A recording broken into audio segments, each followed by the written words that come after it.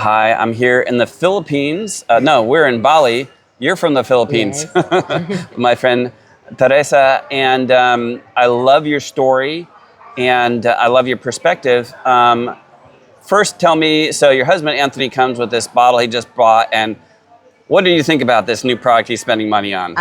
Sa umpisa, hindi ako naniwala. I said, ako, healthy ako.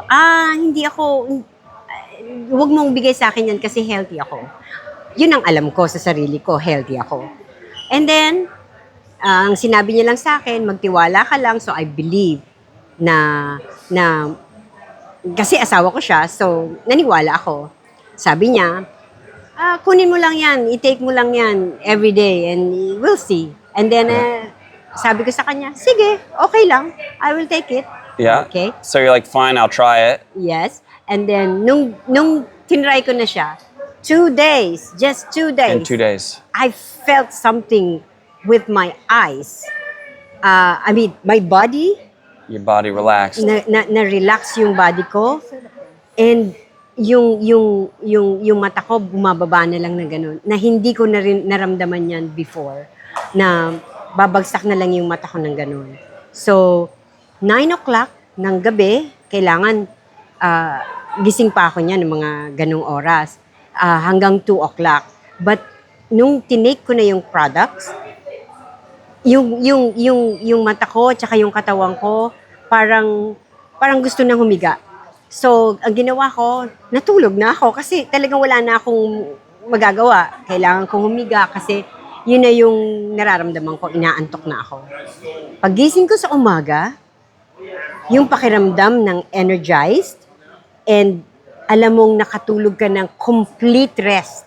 Buong araw na parang ang sarap ng pakiramdam mo, magaan.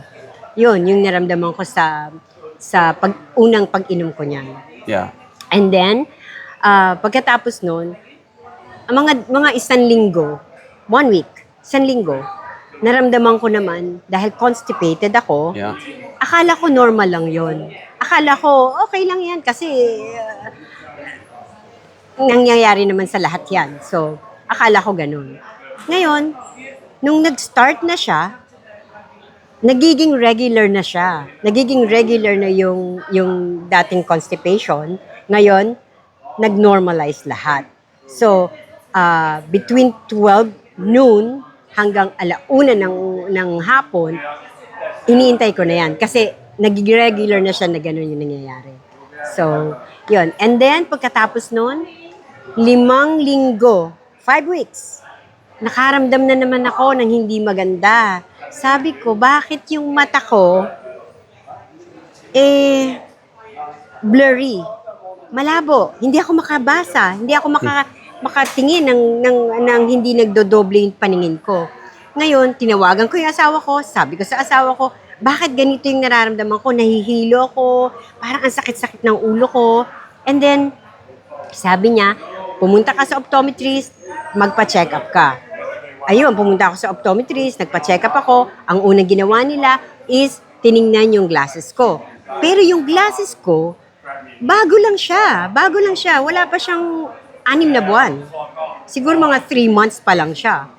So sabi ko, bago pa lang, kaya alam ko, tama pa yung grado ng mata ko. Ayun nga, nung chinek na yung mata ko, kinumpare niya dun sa salamin ko, hindi nag-match. Hindi nag-match yung salamin dun sa mata ko. Ang sabi sa akin ng optometrist, ma'am, kaya po hindi kayo makakita ng maayos at blurry yung mata nyo kasi po yung salamin nyo ay sobrang mataas kesa dun sa mata nyo. Yung mata nyo is 255, yung glasses nyo ay 350.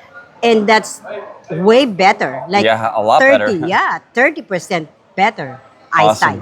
Yeah, that's my experience. Yun yung Love it. naramdaman ko. So here's the other thing, when I first saw this product and what it would do for people, how much it costs, which is important, and really specifically the kind of culture we're building, the owners and who they were, I was like, I can't wait to go to the Philippines with this. I think it'd be such a blessing to these people because I think that a lot of times network marketing companies go into the Philippines and they take advantage of the Filipino people. Oh, totoo yan. Sa dami ng scam na nangyayari in the Philippines, especially sa mga network marketing, I don't blame some people na hindi naniniwala, but there is always one exception. Yeah. With the right tool, tamang kaisipan, tamang pag-share ng produkto, lahat, I think kailangan ng tao maniwala. Hindi lang dahil sa ano. Pero hindi ko sila masisisi kung hindi nila agad-agad papaniwalaan. But also try to think din na meron din talagang produkto na maayos. Yeah. Kagaya nito, na-meet ko yung owners and founders and I felt good. Masarap sa pakiramdam. Ramdam na ramdam ko yung honesty nila, yung legacy na kini-create nila. Yun. And dahil hindi lang naman ito para sa kalusugan natin, pwede rin natin siyang gawing bread and butter. We can also earn from this. Yeah. So we're gonna have fun Yeah. opening the country because we're opening it like right now, the ground floor opportunity.